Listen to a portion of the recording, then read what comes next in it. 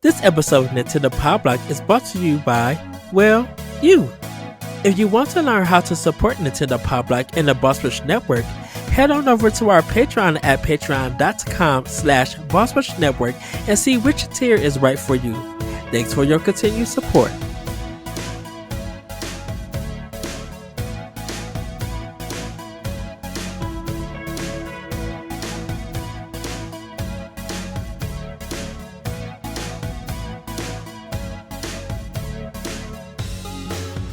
Hello everybody, welcome to Nintendo Pow Block here on Boss Rush Games. I'm your host and I'm excited to interview. Joining me is the one, the only bossman himself, Mr. Corey Dirrig. Hello, good sir. For all of you out there who don't know, I woke Ed up to do this podcast. Also, it is relatively the normal recording time, so Ed almost slept through a podcast. Everybody, you would have had to yell at that retro code on Twitter. Yes, that is true, everybody. I have caught disease. Caught a disease? You caught a disease? No, disease. Oh, I thought you said you caught a disease. Oh no. You should probably get that checked out at some point. Exactly. Not really wouldn't be at Power Block tonight. God. Well, thank God you didn't. No yawning. No yawning. We have 2 hours of good, clean fun here. Yes, we do. No, everybody. I got up early for work today, the day of this recording, and it caught up to me. I had some Burger King.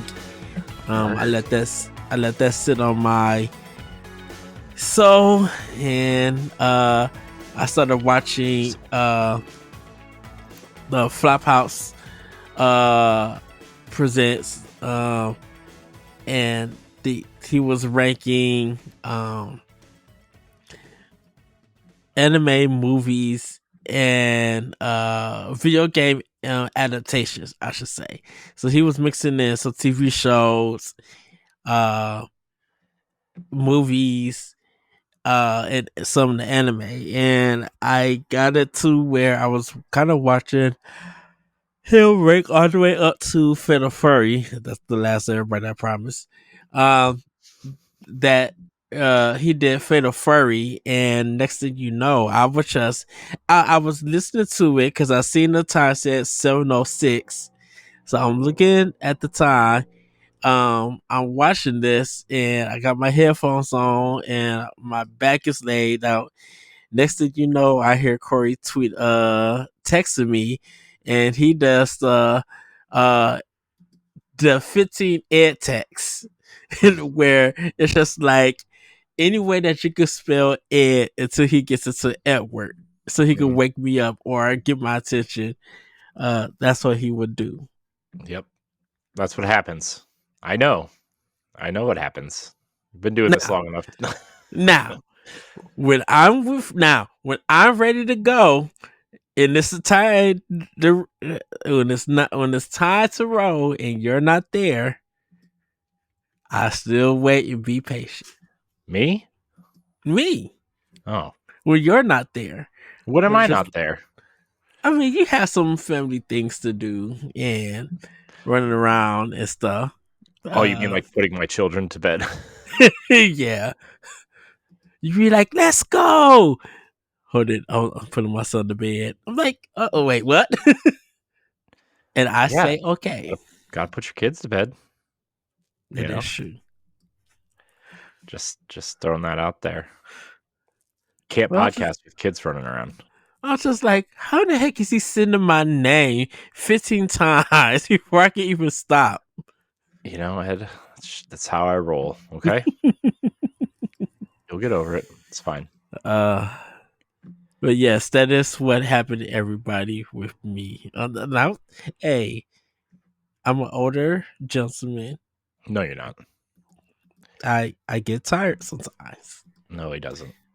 Dude, I've been driving the tollway for the last 10 days, and I still got more to do this coming Tuesday. Like this Tuesday will be my last day question mark until I figure out what's going on with the rest of my schedule after the 29th. But man, uh You said last day. yeah, because I gotta go back to another store on Tuesday. And then I work at my store Wednesday and Thursday, but I don't have no schedule from Friday to Tuesday until next Wednesday. Mm. So now I got to figure out what's going on. So we shall see what my schedule's going on, because I gotta get with my sister Friday, so I can get my flight stuff situated and then be ready for PAX. I gotta order my cards too Friday. My business cards. Well, let me tell you, Ed. Let me tell you something exciting. Yes. Since you're napping over there. No, I'm up. He's falling asleep, everybody. No, not everybody. I see him. He's like cartoon snoring. Wow, that is perfection. Dang, what cartoon was that from? All of them. No, Disney used to do a lot of it. I mean, Goofy and Donald used to do that a lot. Okay. But this is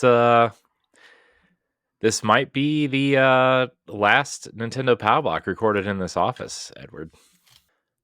Anyways, Ed, before that technical difficulty, what I was trying to say was this is the last. This might be the last Nintendo Pow Block recorded in this office. Which is why it's a mess behind me. So don't look behind me, everybody. It's quite dark, so you can't really see anything. I know, but there's stuff everywhere. But this might be the last episode of this podcast recorded in this office. 5 years in this office. How long was it the other place when I first visited you? Oh, geez, I don't know. I don't know. Let's see. Block there. I think it's maybe 3. Maybe. I don't know. 4 years. I don't know anymore. I don't know. I don't know what time is. Time is of the essence. we both about to say it. So it's time flew by, Ed. I never got to visit the place, but it's that's fine. fine. You don't need to. It's falling apart. It's but not our problem. As of by the time you guys hear this, we're moving in on Saturday. So very excited. Very, very excited. I sent you pictures of the office. Yes. And the start of the game room-ish thing, family room in the basement where my massive TV is, and I'm so excited. Except now that I'm really scared because my son is going through a throwing phase. No. And there's nothing to I don't know. I'm kind of scared, but we'll see what happens, I guess. Oh wow. But I'm very excited to go over there, and on Saturday, hopefully, we'll have a lot of unpacking and stuff to do of real stuff, but hopefully we'll be able to chill on Saturday and have a movie night on the TV and I'll be able to set up the lights on the TV, and we'll figure it out. I don't know. I'm very excited. I am. So we may not have Pow Block. No, we'll just record a second episode this week. I have a feeling we may have to. I'm not missing an episode. So even if the information is out of date, people rely on our episodes, Ed. was one of the biggest feedbacks at the end of the year last year was people don't like it when we miss episodes. Oh wow! So, even during like breaks and stuff. That's surprising. I mean, it's not that. I hate it when the shows that I listen to miss episodes. So I get it from a listener perspective, and we're gonna try really hard not to do that this year, even if we have to record multiple episodes. I do want to say though, Ed, and we'll get into the housekeeping in a minute. Yes. When PAX rolls around,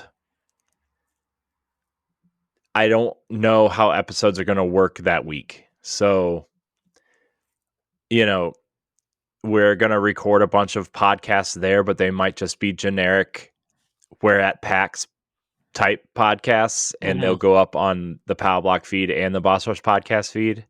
Like over the course of a couple days, we'll just throw them up. And then I'm going to warn everybody now, we will try to get episodes up the week after, but everybody is taking the week after PAX off.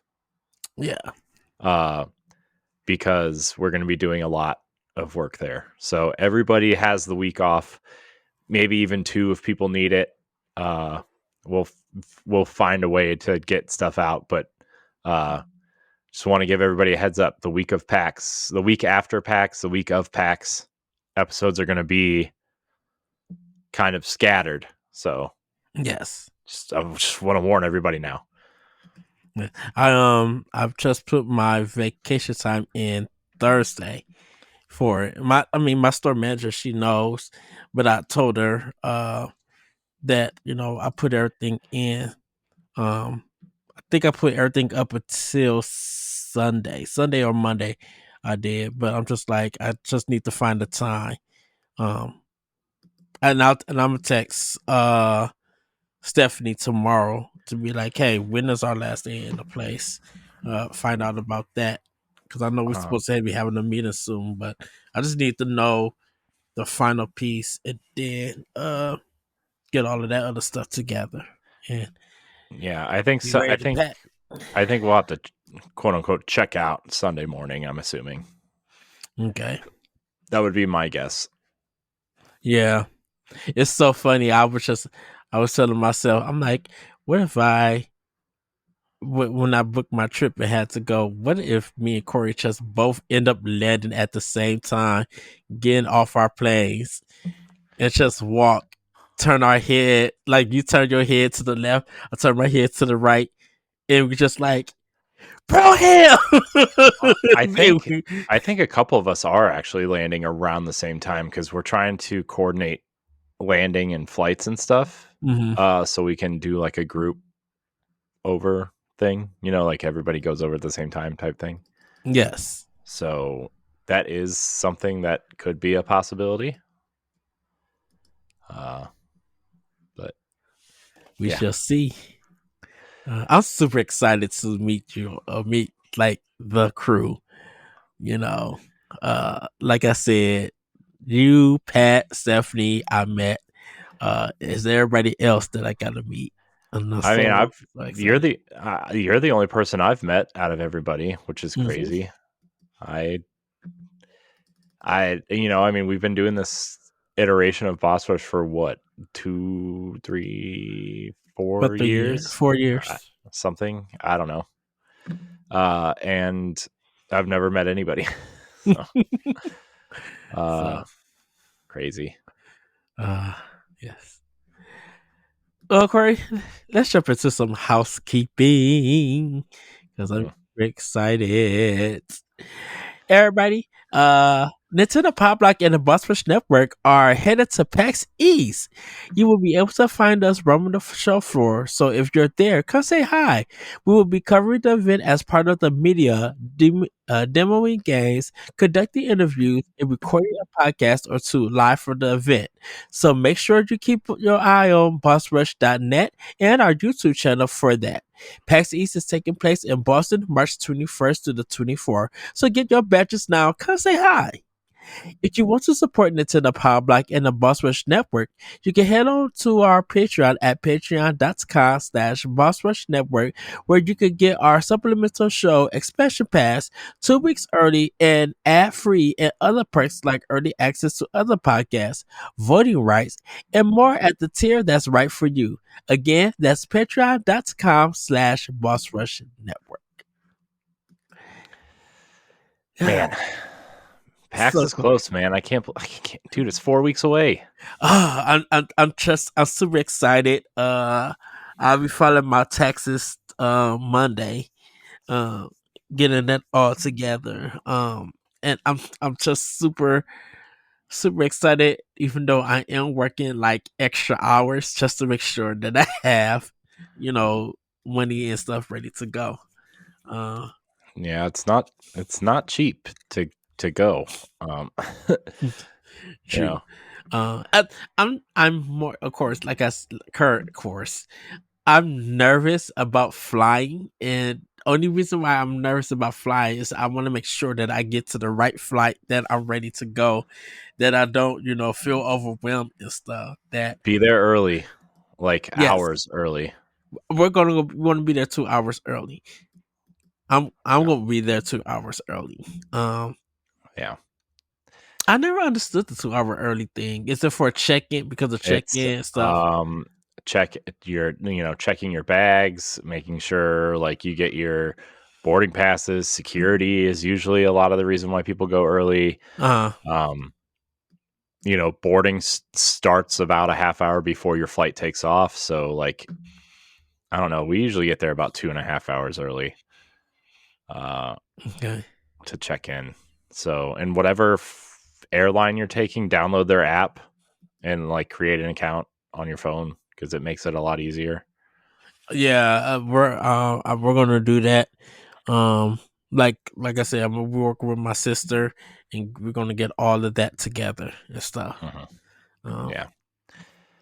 and everything. So it's because rebooking a flight or finding a new flight is not exactly the most fun thing to do. It'll be fine though. Yeah. You'll be fine. I believe in you. Sometimes, Wow. So, except for tonight when you fell asleep. look, you're not gonna let that go, are you? Nope. No. Wow. Permanent. No.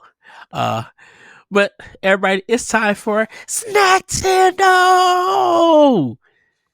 Okay, so I'm just gonna flat out admit, I had some old fashioned grannies, peanut butter cookies, um, and pretty much just been eating ramen and sushi since I've been literally gone from work for work. Like I've been more Japanese and Asian cuisine than I have with Dunkin' Donuts and stuff like that.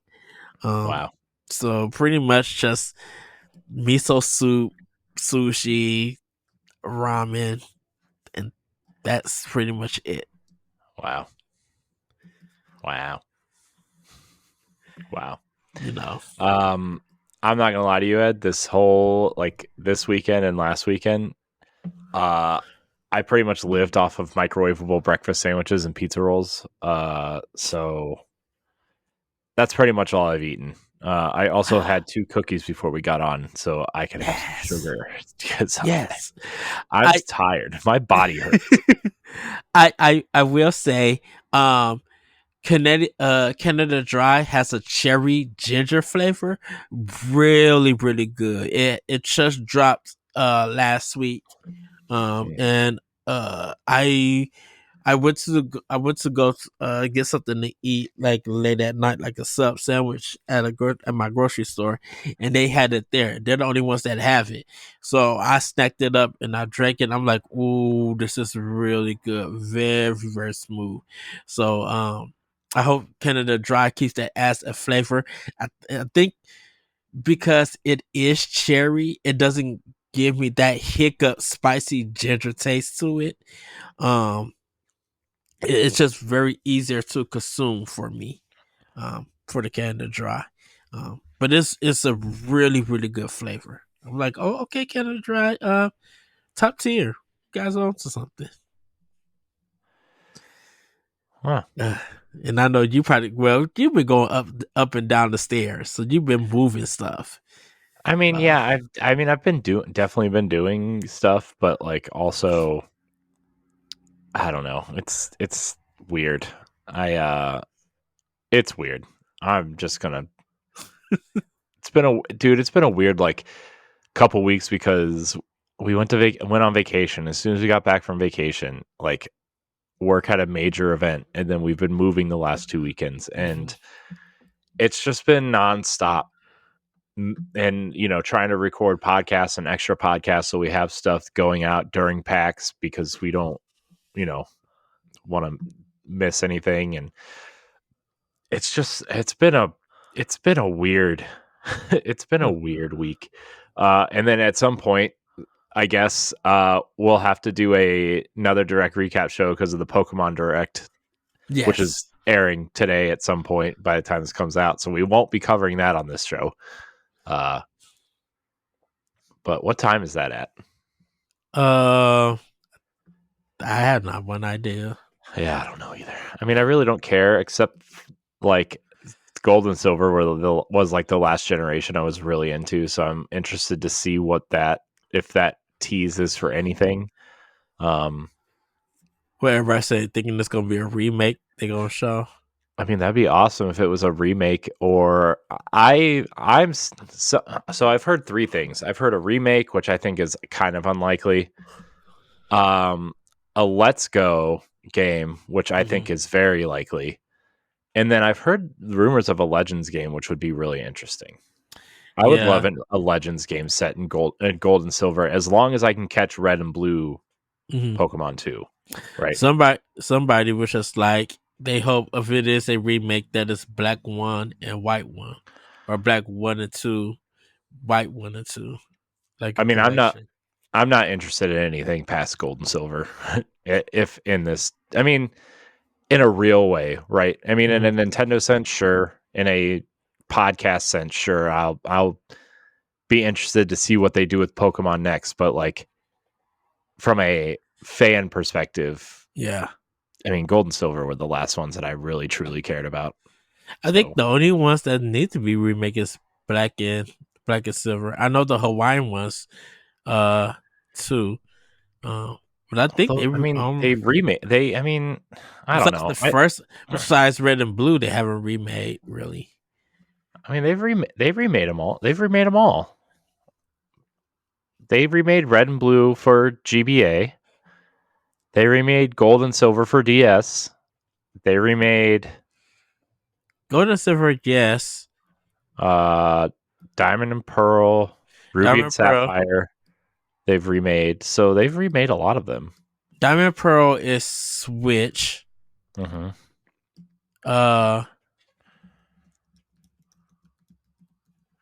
Yeah, but I'm just speaking about the remakes. I don't remember Red and Blue being remade for Game Boy. Yeah, it was Fire Red and Leaf Green. So blue was green because green was the color in Japan. Why did I not I did, maybe because GBA. I didn't buy them.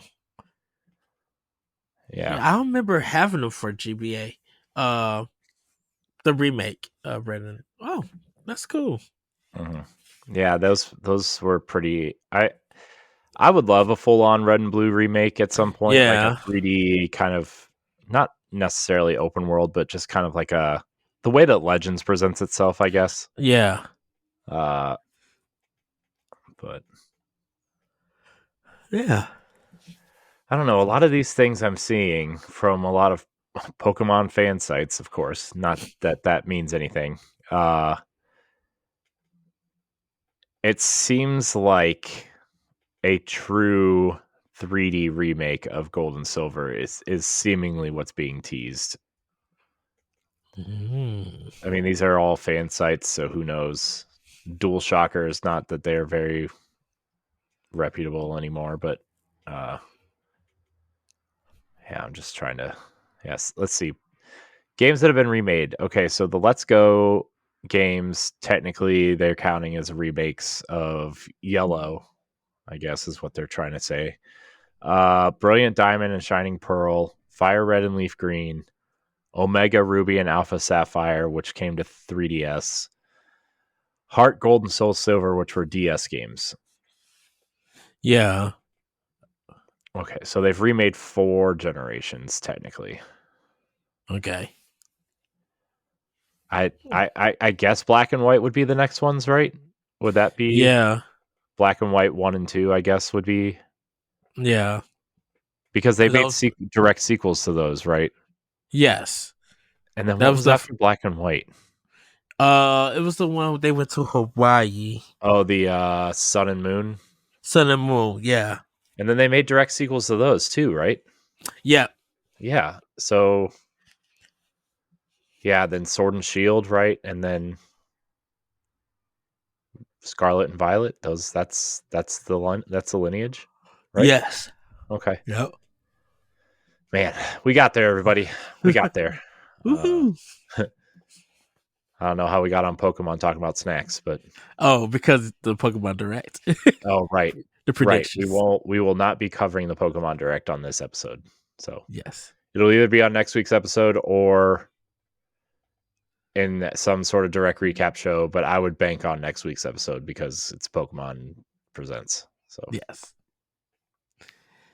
Well, Corey, it's time to talk about what we've been playing and playing with power. Ooh.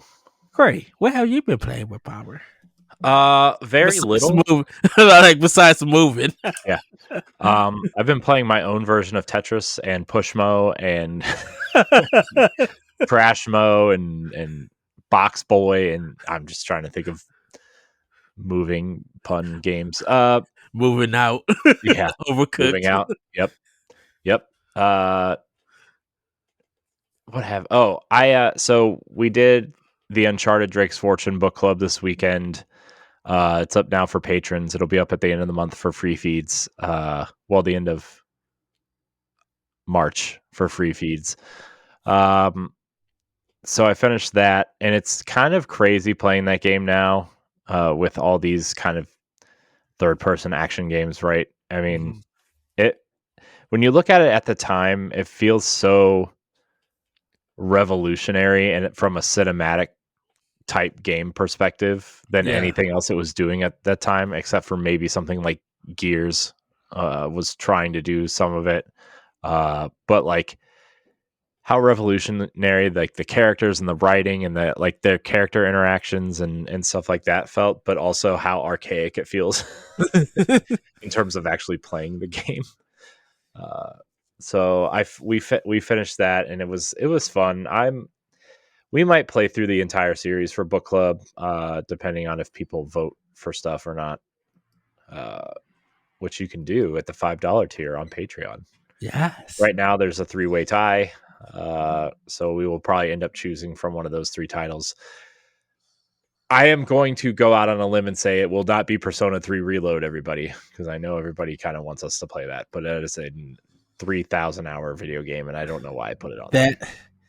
That is, I haven't even picked it up. I'm like that is, and like a dragon. I'm just like, these are just summer games. I would foresell for these. Yeah, it's too much, dude. I haven't even purchased any of the Nintendo games that came out yet. Yeah, I still need to get Mario versus Donkey Kong, but like I said, I'm waiting at the packs.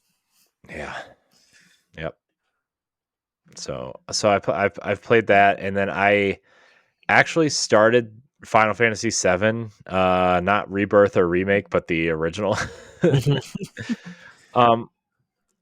reason why I'm playing the original is because I've never had any experience with Final Fantasy VII except for like a couple hours in like the early 2000s. Like my first Final Fantasy was 9. So I went 9, 10, 8 all in a row. And then I tried to play 7.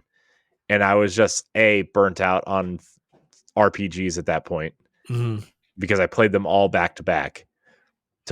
And then also Final Fantasy 7 feels really old compared to 9 and 10, especially, at that time. and I was I can't play this right now, and then I never went back. And so I've really been wanting to play Final Fantasy uh 7 remake, but um let's see. I really wanted to play remake, but I feel like the correct thing to do would be to Play play the through the original game original. first, just because I know there are things that are different and that will hit harder if you have context of the original. Mm-hmm. So I'm playing the Switch version, which I thought was the version that had like the quick play and fast, speed up the time and Mm-hmm. just had a story, and it's not. It's just a port of Final Fantasy 7. Uh so I don't know if I'm going to restart on Xbox or something because of those quality of life changes, and I just want to play through the story and see what happens because I really don't care about the RPG mechanics in this game. I know for because I have it on Switch and I have it on Switch, PlayStation, and Xbox, and I Mhm. think the difference between them is there should be a turbo button that you hit. I think it's L or something that you hit it to make everything go faster. Oh, okay. Is that what it is? Yeah. Okay. Well, then Um. maybe I'm just dumb Right. because I Because missed like that. yeah, because you there's like no you can't skip anything in Mhm. Final Fantasy 7. You literally got to progress Right. like a regular 40-hour JRPG. Right. So, but that's all I've been playing, Ed. I've been I mean, once we get moved and settled and try to get plans set in for other things for Mhm. content stuff, then I will, obviously have more to say about what I'm playing. But that's, man, my time has been very limited these last few days and or weeks really, and there's so many games I need to finish. Right, I need to finish Pikmin 4. I want to play Mario versus Donkey Kong. I want to play some other games that I haven't gotten to. So I'm trying to make a plan Mhm. for uh, this, going into summer of what I'm playing and on what days and how I'm playing it. And are we going to start streaming or recording Let's Plays, stuff like that? Um, so that's where I'm at. What are you playing, Ed? Well, I downloaded Hellblade, so and a sacrifice. I'm gonna be playing through that, and getting ready for Hellblade 2. Uh, I downloaded the demos from the Nintendo Partnership Direct. So the only ones I haven't played for that is Unicorn Overlord. I haven't started that one yet. But I did play Card Jockey right on, which I love. I have a lot of fun with that. The demo. Played Pepper Grinder demo, which is fun. It's more of a platformer with it. It's not the controls are not hard to get used to, but it's just adjusting so you can learn how to control your character better. I believe it's like I think they give you like 5 stages for the first world, and then that's where the demo ends. Um, I finished um Apollo Justice Ace Attorney, um the first game in the Apollo Justice collection. So I'm on the second game now with Dual Destinies with Phoenix Wright. So I'm playing that one. Trying to get that one out the way, having fun with that. Um but I kind of want to talk a little bit about the Contra demo that I played on Switch because I've seen a lot of reports about it. And I'm glad that there's a demo. It definitely is a must buy for me for Contra. Sure. Uh, well, the thing about it is that when you could see some of the ideas that they took from the first game. I know definitely on Switch, a lot of people have a problem with the frame rate, a little some stuttering here and there. But I think after some patches, it will be fine. Also, They this is a demo. Right, to give you an idea, because it's only the first stage, and Yeah. what they did was they kind of merged some stuff from the regular NES Contra and put it into this game as together. So like the first stage, the the first stage, the boss at the end of Contra 1, or just getting an idea of fighting like this wall, and then there's a waterfall section for Contra 3. They kind of mix all of that into one with it. And I gotta say, I had a lot of fun with this game, and Way Forward did a fantastic job because I'm like, oh, this definitely feels as Contra. There are some stuff I had to adjust. I had to switch the dash attack. There's a dash ability that you could do, and it allows you to do double jump also in this game. Um, I, it reminds me of having the controls of Mega Man, in a sense, Mega Man X, I should say, where I have to have my Y button as shooting, my B button as jumping, and then my ZR button as my dash. Because while playing it, they put the dash ability on X, that which is above B, and it just doesn't feel right on the way of doing it. So I had to switch it around. But I enjoyed this demo. The weapons are very effective in this one, and it's really so much of playing it and learning the stuff by memorization. With it, I'm not really worried about the graphics or the technical abilities. I know everybody gonna be like, or in Digital Foundry gonna be like, we'll play it somewhere else. Don't get it on Switch. Wait for a patch.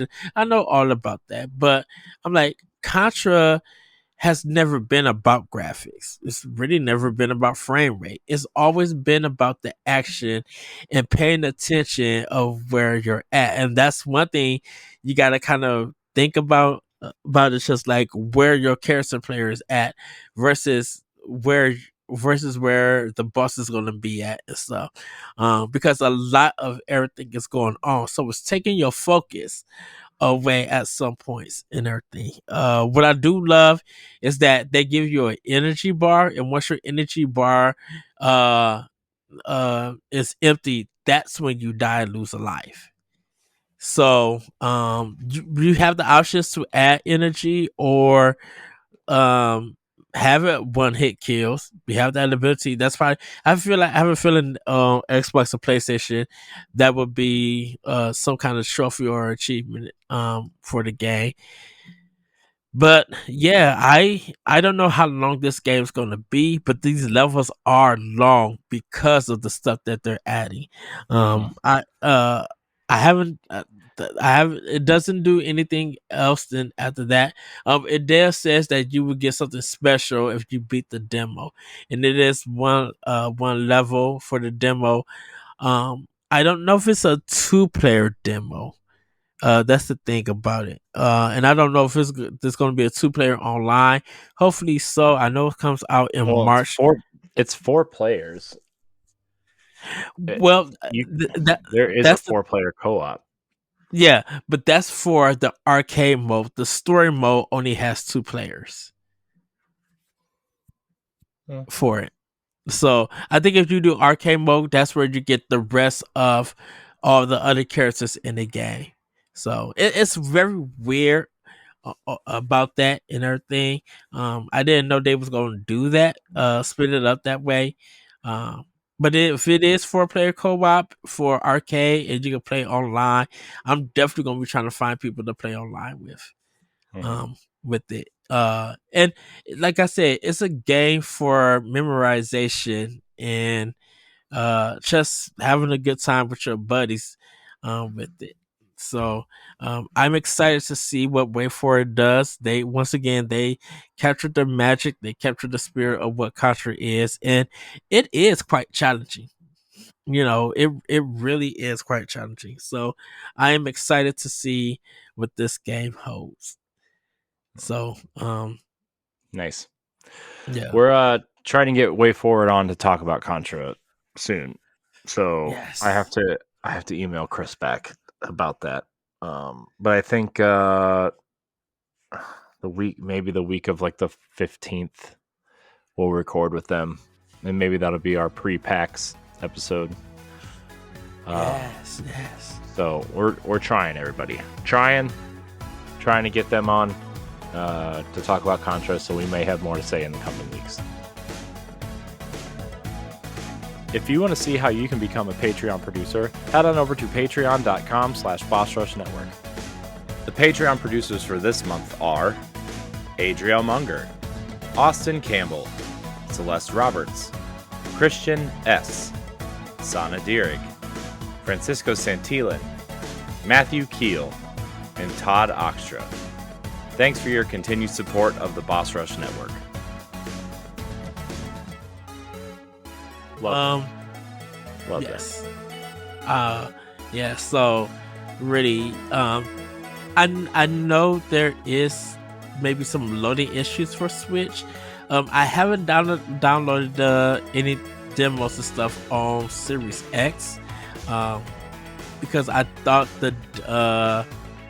it was only for Switch, but I guess the demo is available everywhere and stuff. I think there's some demos for a lot of games after the partnership direct that is now playable on other consoles and PC. So if there is, hopefully people give it a try.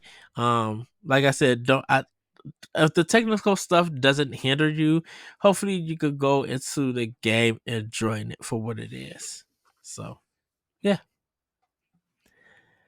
Nice. Well, Corey, it's time for Femi News. Take it away. All right. Well, Ed, before we get into family news, I have a breaking something, sort of. So somebody I'm literally just reading this on Twitter right now.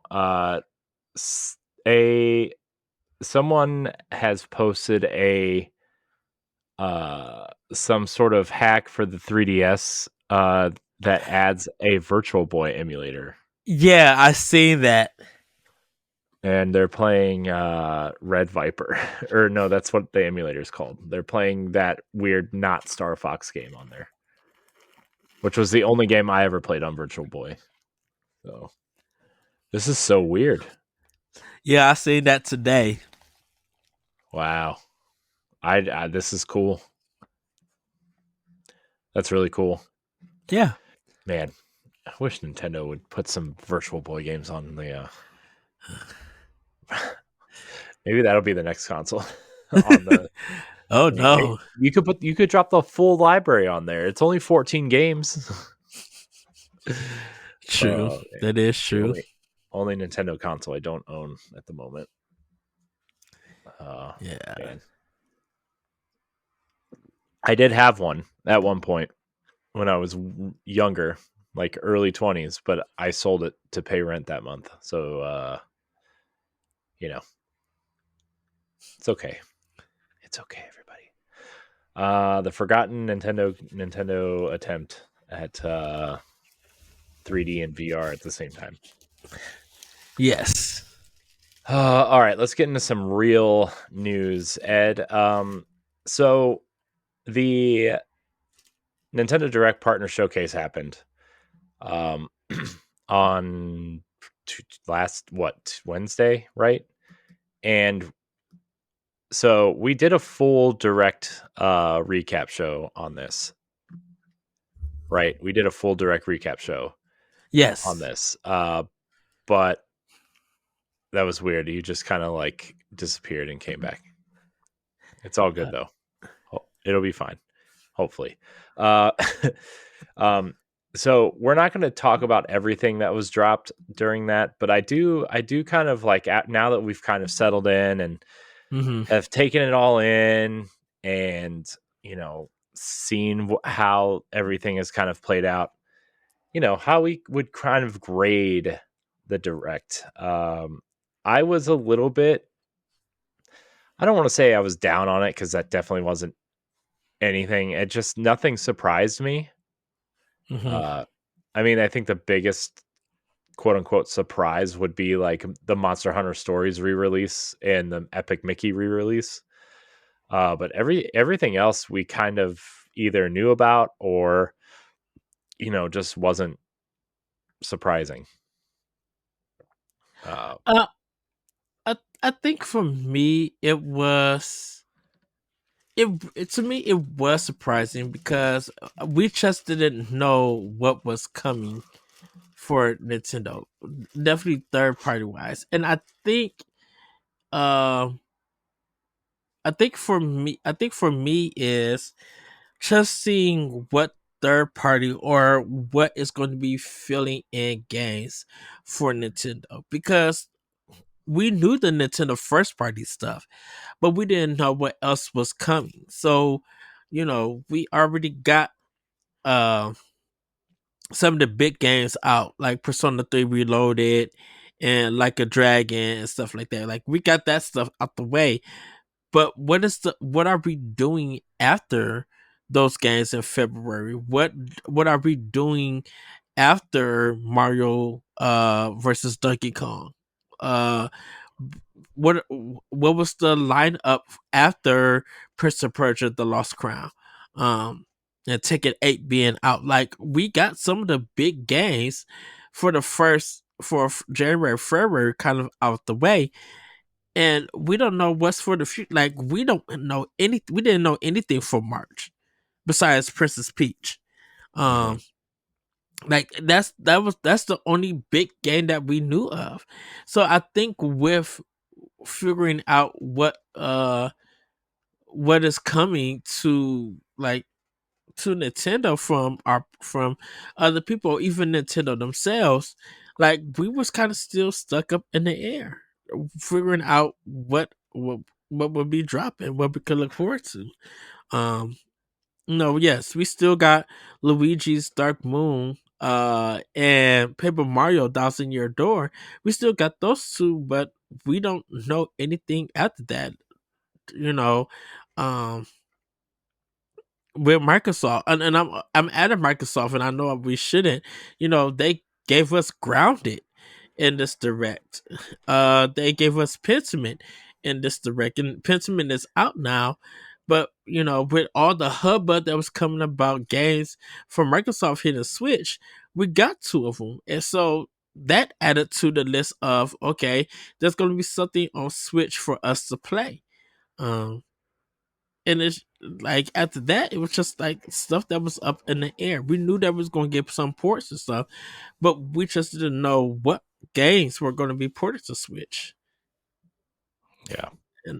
And so I think with this direct, you know, I if you guys watched the direct recap, I gave it a B plus, and I still stand by it being a B plus because this was focusing on third parties and partners bringing their games to the console.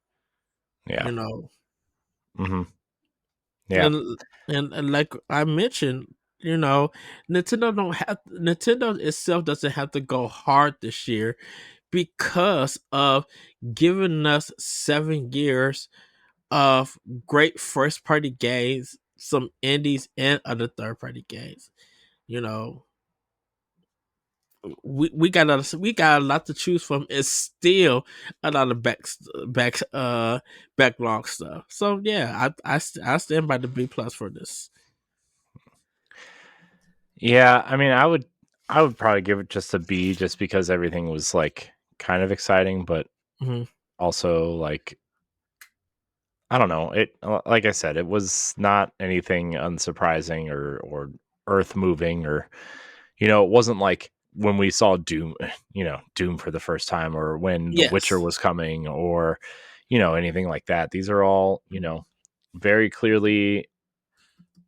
I don't want to say easy ports, but like, re-releases, ports, updates to current games, smaller games. So, I mean, I will definitely be playing Epic Mickey when it comes out. I will probably check out Monster Hunter Stories, but I have also heard good things about Penny's Big Breakaway, is that what it's called? Big Uh, adventures like that. Yeah, let's see. Yeah, a so big I breakaway. will definitely be playing Penny's Big Breakaway. Yes. Okay, Yeah. yes. I'll be checking that out. Uh but, like I said, if there's like 3 or 4 things in a direct for me, I'm good, right? Like Hmm. sure. I mean, I'll probably check out Contra just because it's Contra, right? But, I mean, in terms of like the Xbox games that are coming, which we didn't really touch on, I mean, we did a little bit, I guess. But like I I can play those through Game Pass, and I don't really care about Grounded, and I, honestly don't really care about Pentiment, and that's nothing against the quality of those games. I just don't care. Those aren't my types of Right. games. So yeah.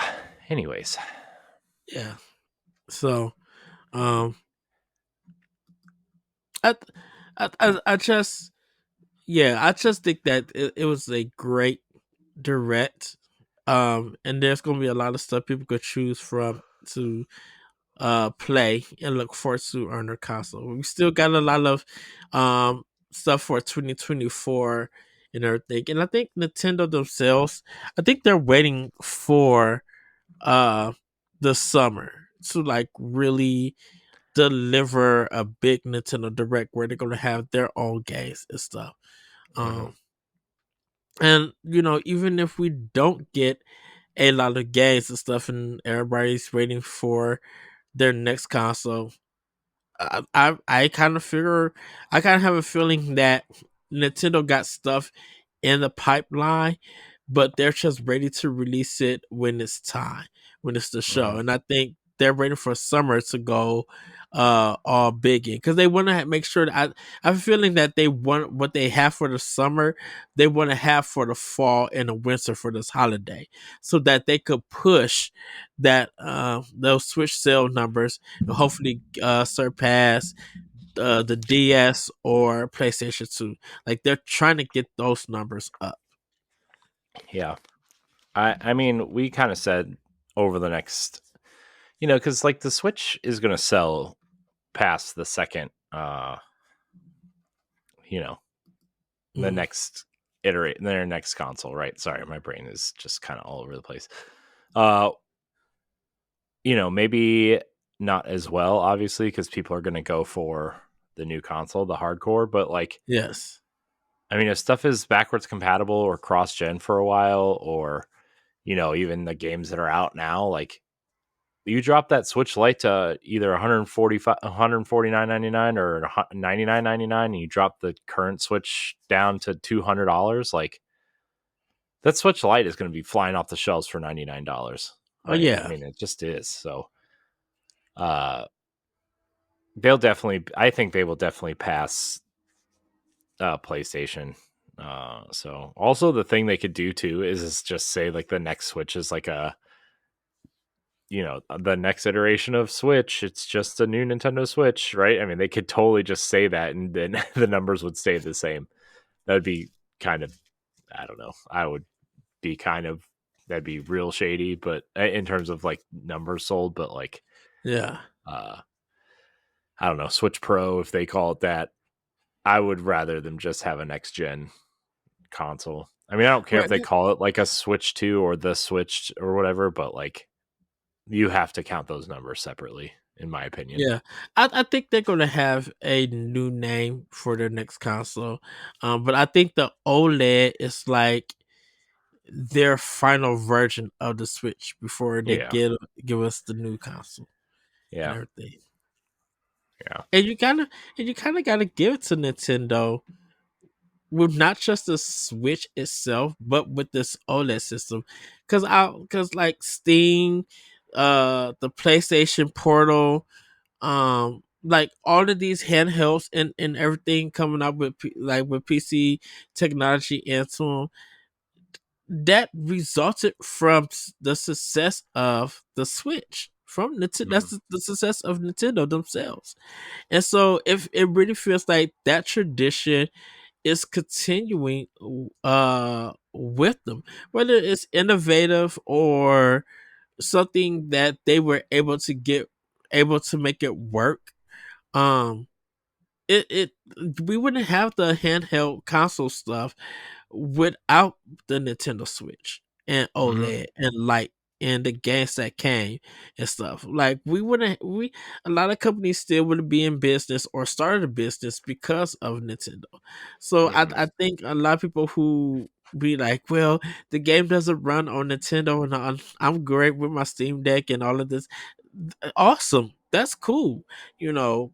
But you still gotta recognize, man, if Nintendo did not do this, who what would we be playing on and how would gaming look and stuff. Yeah. Well, we'll see. We'll see. I'm very excited for the next console. I'm ready. I've been. I don't know. I'm ready and I'm not ready at the same time. I guess is the. I still feel like the Switch is like relatively new, uh, even though it's Nintendo's longest generation. But Mm-hmm. I'm excited to see what's next. And we'll talk about that more in a little bit. Um, Yes. there isn't really any other news. I mean, we kind of already talked about the Pokemon Presents and our terrible predictions. You know, but I don't know. There's just not a lot of news right now. We're in a bad news cycle, and we already did the direct recap show, and I don't know. We're kind of double dipping here, but I do want to. We should talk about some Switch rumors. Unless you want to talk about the Pokemon Presents its potential. Uh, I kind of don't want to because it'll be outdated for most people by the time they listen to Yeah. this. I think we talked about it already when in earlier part of Yeah, this episode. So I think we could do switch to rumors. yeah. All right, let's Ed, let's read this rumor from reported by the Independent, which is the UK's major kind of like their New York Times or Washington Post. Mm-hmm. Um, let's see. The popularity of Nintendo Switch shows no sign of waning. Let's see. Despite it being 7 years old, practically elderly in the world of video games. Let's see. Nintendo Switch 2 release date rumors. When could the console launch? So the first thing here, I'm not going to read this whole thing because there's literally 8 paragraphs to say that it's going to maybe launch by uh, Q1 2025. Right. The Mm-hmm. first, we that's what I heard like 2 years ago was Nintendo was aiming for 2025. The console was 8 years old. They want this console to have a 10-year life cycle, right? It'll Yes. be 10, like a year and a half into this next console. It'll be about 10 years old, and they'll start, you know, discontinuing their production on the Switch. Yes. You and I have both said on this episode that the Switch will continue to sell after the next console comes out. Mm-hmm. Um, some rumors were leading that this release date was 2024, Q4, Q3, Q4, 2024, probably like September ish for the holiday. Um, I didn't believe that rumor when I heard it. I didn't believe it when everybody else changed their mind. Like, oh, I guess it is Q1. Nintendo delayed their console, even though Nintendo has yet to even acknowledge this thing's existence. Uh, So, but I mean, these reports are coming from third party developers who said they were planning to launch titles for Switch this fall, and they've delayed them to Q1 because the console got delayed, including something I think like Hi Fi Rush and Sea of Thieves were both supposed to come to Nintendo's next console this fall, and Yeah. they're being pushed. So, first of all, I want it noted, Ed said this. I've said this for like a year and a half that the Switch 2 will come out in Q1 2025. They've obviously found their sweet spot in March, especially if this is going to be a hybrid slash handheld console primarily, right? Mm-hmm. That's when all of their handhelds come out, is March, April. The Switch came out in March and saw a huge success. It's Nintendo. It doesn't matter when their console comes out, right? They're going to Right. sell. Also, Nintendo wants to have, supposedly they want to ship something like 10 million units in the first quarter that this console is out, which is a weird stat, because I don't even know if it's going to sell that many units in the first year it's out. I mean, it could very well, very much could, but um, I don't know. That's just kind of like a weird thing that I saw. But how do you feel about this release date, Ed? So I think I think 2025 is a believable year.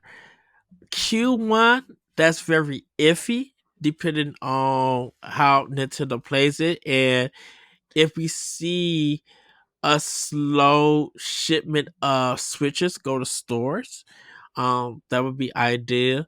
Uh, but if they want to hear, March again, as the right time to release their next console, um, it's a possibility, because they won't have no choice but to do March or sometime later on in the year. Uh, so I think if they decide to do it in 2025, possibility they would do it at the Q1. Definitely, that's where like the new business quarterly starts and stuff. So if this starts off strong, this would be a good business deal for Nintendo themselves. Um, Definitely, I think a lot of companies will be on it. A lot of Japanese companies will be on it, and Microsoft will be on it. So I think that's when we'll see that next Call of Duty game. I don't think we'll see Call of Duty on Switch or anything, but I think they're waiting for their next console to drop from Mhm. Microsoft. Uh, and that would be a good thing for a launch game for Nintendo. Having that latest edition of Call of Duty. Definitely, if there's been patches, if there's been DLC, whatever, like that would be good to go. Fortnite probably be ready. Apex will probably be ready. Well, that's the other thing too, is like if this thing is supposedly backwards compatible, so Mhm. even if they don't have a lot of like third party quote unquote games ready, Yeah. your library is still going to be there, and the popular games are still going to be there. You'll just have Yes. to wait for them to patch the new versions, right? So, Yeah. I think. And I hate to say this, I don't think EA is going to give us much besides ports. And I think I really feel like the only two games that is a possibility that we'll definitely get is going to be a FIFA game. And I think we'll get the Mass Effect collection, Legacy collection. I don't think we're going to really get it's the only anything game you from, need. I don't think we're going to get anything from Respawn. Uh, we might get Mass Effect Andromeda on there. I know we're not gonna get no Battlefield. Like I think the sad part about all of this is that that system can have power to run EA's latest games or and stuff, and I still think that EA won't support the system. Uh, Sega won't support it with the Yakuza games. Like I think there's just gonna still be um that idea that their stuff in their games do not do well on the Nintendo platform and stuff. So I think that's going to continue with it, which is going to suck because of the numbers are going to be there, and I kind of feel like I kind of feel like if Nintendo was able to get a Kojima game just on their system, just something even if it's small or anything. We just got 4 of them. What Kojima games did we get on Switch? The Metal Metal Gear Gear Solid. games. Volume 1.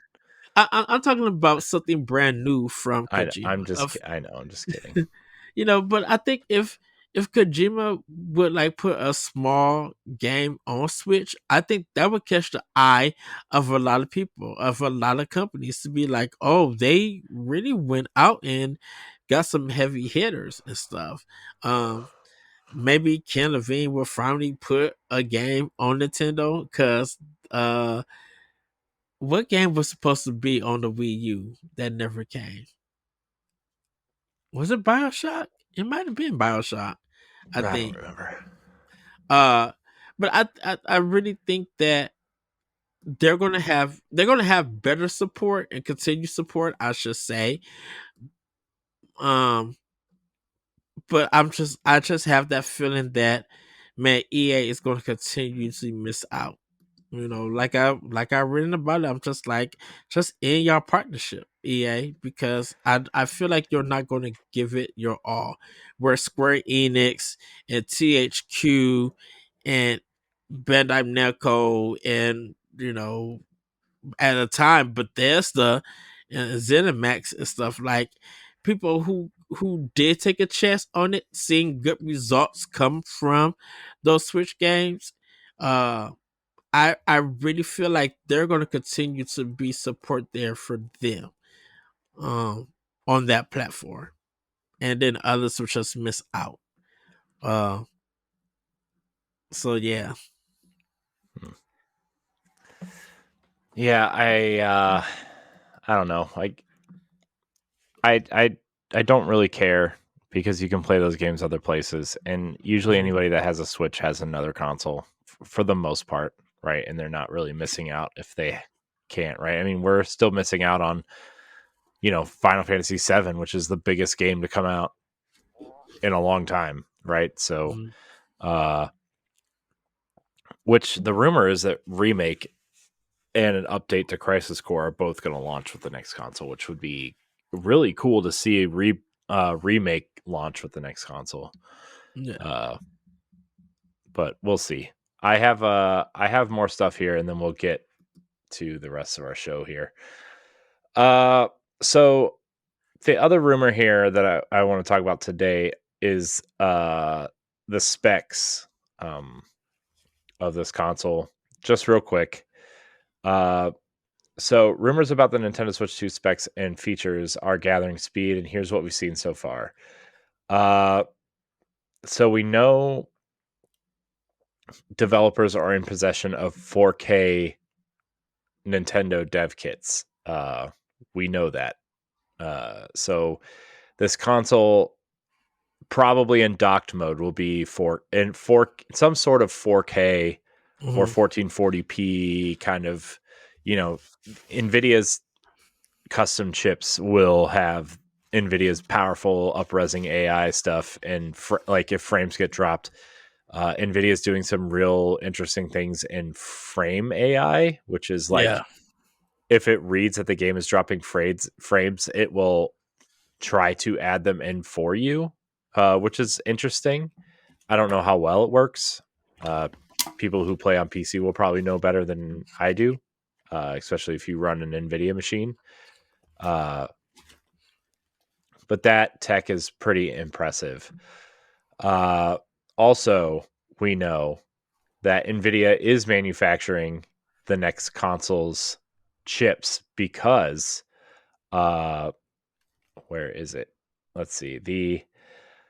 I just had it. It's Where is it? it's another custom made chip, right? It is, but there's a specific thing I wanted to read, and I cannot find it. I'm sorry. I had it, and now I can't find it. Um. Okay, here it is. The tinfoil hatter in us questions whether Nintendo wanted to quell the rumors so it wouldn't impact the sales of the Switch OLED, but that's just conjecture on our part. The Nintendo Switch currently uses NVIDIA's now very old Tegra X1 chip, which features blah blah blah blah blah blah blah. So the rumors so far suggest Nintendo will be sticking with Nvidia. It's confirmed.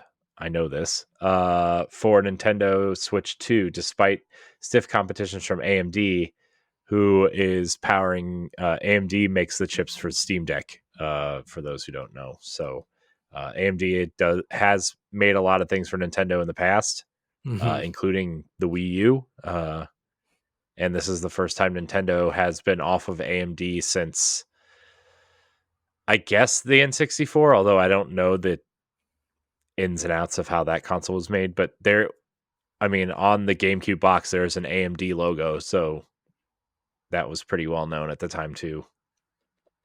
It's so weird. Before you go on, Corey, that out of all the consoles, it's been IBM, Nvidia, and AMD making and I think Panasonic also. Did Panasonic do something? I think They so. made their the GameCube disc game Yeah, DVD player or whatever.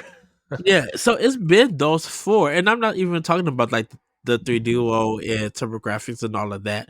It's just amazing that from a first party stance that these companies have worked with these PC manufacturers to make their chips for their systems. It's very interesting to see. Yeah. Um yeah, it is. I think in my opinion, I think Nintendo allegedly has made the right choice with Nvidia.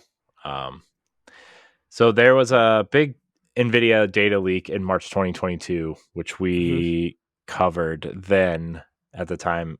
Data miners found files referencing NVN2.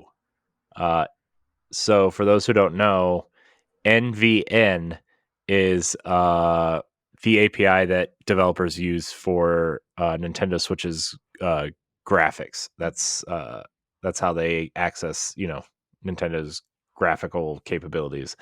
Uh, at the time, NVN2 hinted at a second generation of the Switch at the time. So there's also references to T 234 and T 239, um, which are the CPU components for Nintendo's next console.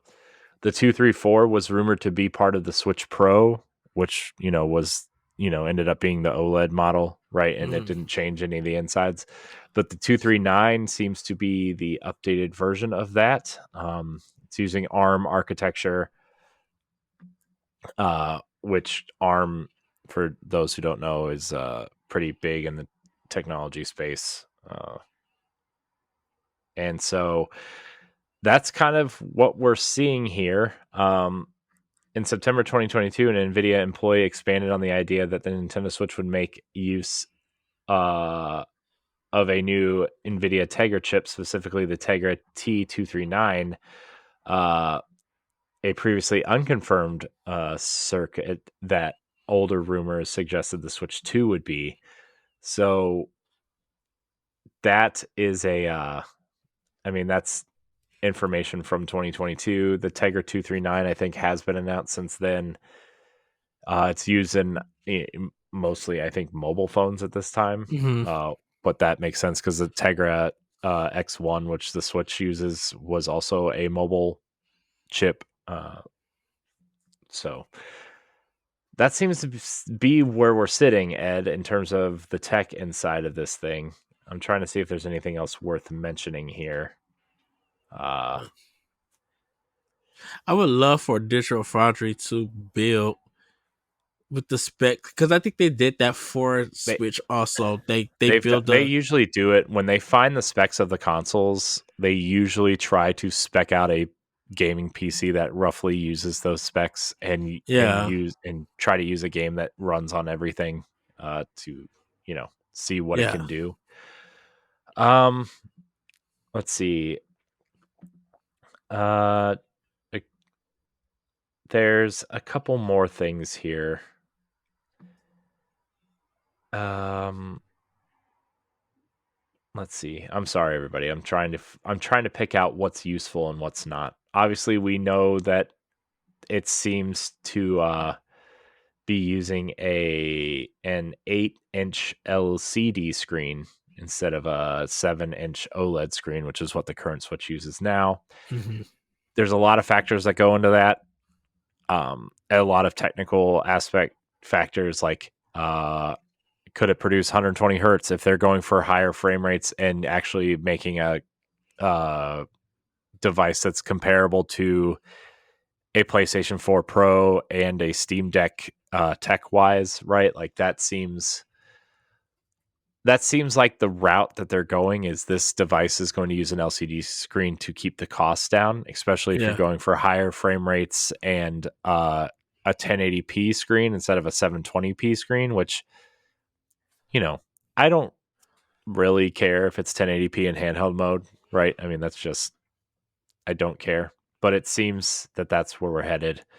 Uh, it could also feature 12 gigs of RAM, uh, which is somewhere between the current.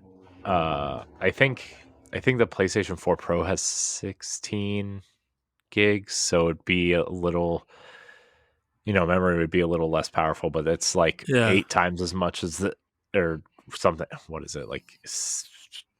I don't know. It's a lot more than the current Switch has now, and so uh, we'll see there. But that's kind of where we're at on these rumors. Uh, I figured we'd spend a little bit more time on this since there wasn't a lot of news.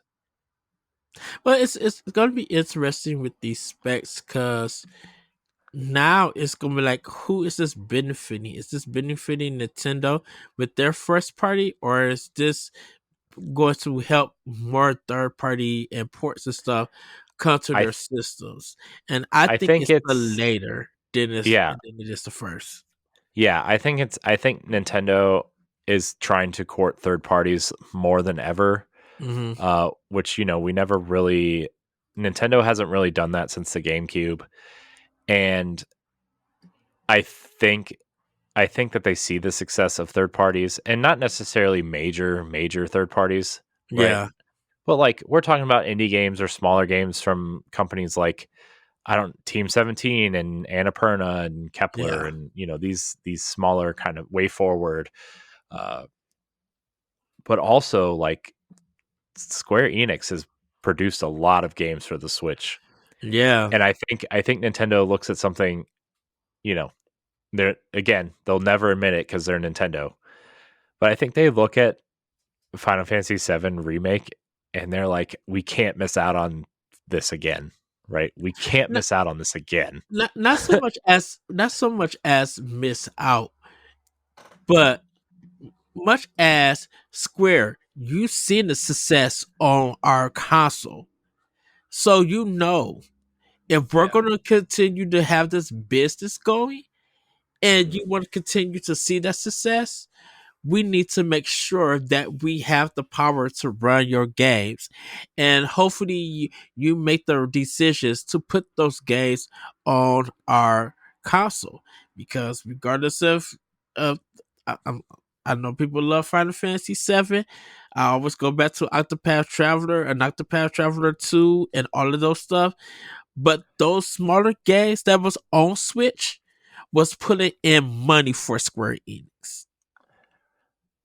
Yeah, Even even I'm not dismissing that and I hope they continue to do that, but also Square has also come out and said they're going to kind of not do as many smaller games and take bigger invest in bigger games and hopefully they'll make more money off of these bigger games. And so I think Nintendo sees that kind of announcement that they've made and they're like, well, these smaller games have done a lot for us. And if you're going to stop making them, we need to figure out a way to get your bigger games well, onto our console. the company who made Octopath got brought out uh by another one, by another third party company. So Mhm. Octopath and all of those smaller games won't be hitting Switch, even though they're making another game and stuff. Uh, I just think that definitely for the Japanese market, it's going to be very interesting to see. I think Nintendo is not trying to still hit the American market; they're trying to hit every market. Um, with their next console, I believe, because uh, there's just something about Nintendo at this point, um, that their business plan is working, Mhm. and with that being the case, they're hoping that that business plan could still continue evolve a little bit and still keep good business going um for it, because Square Enix is a part of that business plan, but it's like a lot of other companies are Bandai Namco, Platinum Games, Capcom, Konami. Like their Eastern developers and publishers are still going to be top priority for their business, and everybody else is going to fall on the wayside. But on the wayside, if they get that support, and we as players are supporting by buying these games, that's going to make the system and the business really very attractive and everything.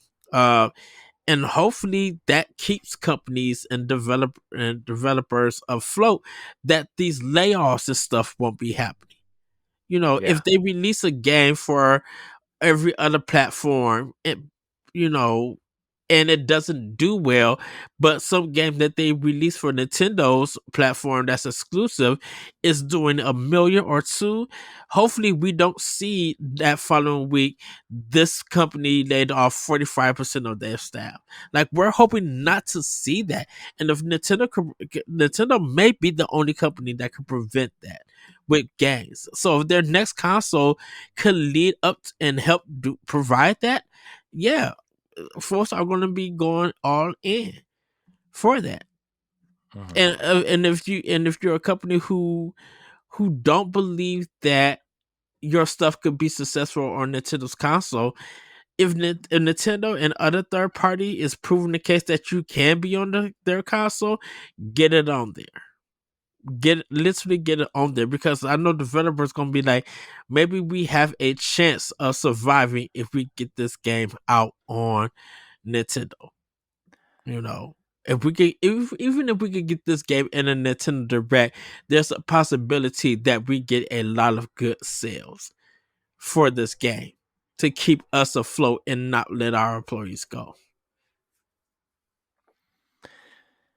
Yeah, I mean, I guess we'll guess we'll find out in March what's coming. I think man, that a new 3D Mario game launching alongside, I mean, not Final Fantasy Rebirth, but Mhm. just remake, and then a killer multiplayer game. Like, I still think you would launch, like, if you're gonna launch with a multiplayer racing game, it should be F-Zero, just to get people excited, And right? and I actually put a question out on Twitter about this, that Nintendo getting into Unreal Engine, and I have that may be the game that will run on Unreal Engine, and I think it's like, Well, Final even though Fantasy 7 does run on Unreal. well, yeah, but I'm talking about Nintendo themselves, first party. Uh, Like, if they could get F-Zero running on Unreal Engine, maybe 4, and it's Nintendo, and it looks breathtaking on their next console, that mug running at 14, just even if it was running on 1440p dot, that's going to be insane. That's going to do numbers. Because I kind of feel like Nintendo may be bringing Unreal Engine into some of their smarter, somewhat successful or less successful games, where they're still using their own engine for like Mario and Zelda and stuff like that. If Nintendo could find that balance, heck yeah. If they could make Unreal Engine do stuff that even Epic didn't know that that thing could do and other designers could do, people are going to pay attention. Digital Foundry is going to have a field day. There's going to be creators be wondering like, how the heck did Nintendo take this engine and do this on this console? That's going to be F-Zero is going to get broken down like crazy if that thing. The Mario Kart, a Diddy Kong Racing, whatever. If Nintendo is touching it, it's going to make you question on how did you guys do this on this platform. Yeah. We already know that Pikmin 3 looking Pikmin 3 was something done on 4K. Oh shoot, dude, that would be insane on their next console. Yeah. Well, we'll see. We will see. You'll finally get your Zelda Horizon. Oh goodness, I literally would not be prepared for that. If they do a new Zelda and it's 4K and it looks drop dead gorgeous, I think it's gonna be the first season of Power Block or our first episode of Power Block where that's all we talk about for the next 4 to 5 episodes. I wish. All right, Ed. Let's move into Pack Watch here. Yes. Only a couple games coming out this week of note. Star Wars Dark Forces remaster comes out on February 28th. The Evil Empire is currently creating a doomsday army behind the veil of secrecy. However, they are no match for the Rebel Alliance Covert Operations Division. Your mission is to infiltrate the Empire and put an end to their plans for terror and domination. And then on March 1st, which is Friday already. Oh my gosh, March is already here. Euphoria, the Saga 2. Explore the unique and wacky world of Sunsoft's Euphoria in this exploration-based side-scrolling game. The levels terrain change each time you play with new secrets to explore. Be charmed, comforted, and tickled by the fluffy, felt like remake of the strange but cute world of Euphoria. Oh man. All right. That's it. That's all I got. I forgot to ask for questions today, but I was moving, so I didn't. I asked for questions yesterday, Saturday. Just and more people liked it, but they didn't send in any questions. I'm like, oh, okay. Oh, rip.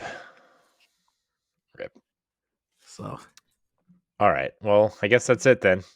I guess that's the end of the podcast. It's a short one this week. Short one.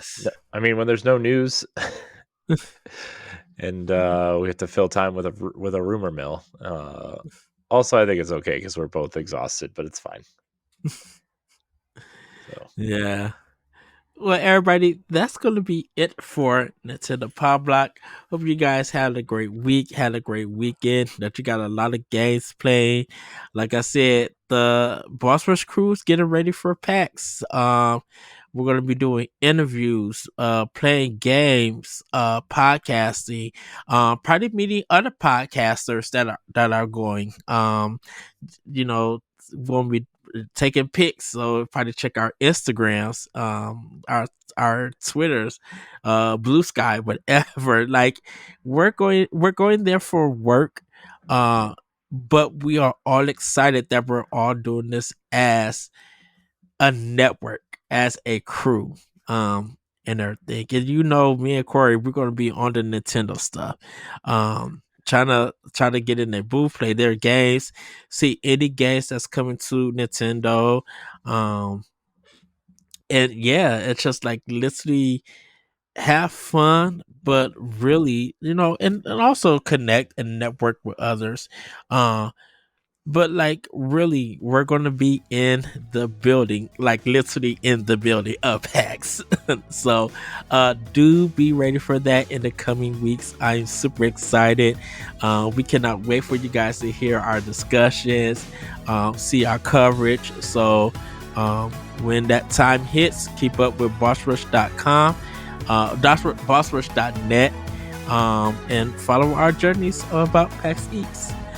With that, everybody, have a great week, have a great weekend, and we'll see you next time on Nintendo Pow Block. Bye, everybody. Woohoo! Goodbye.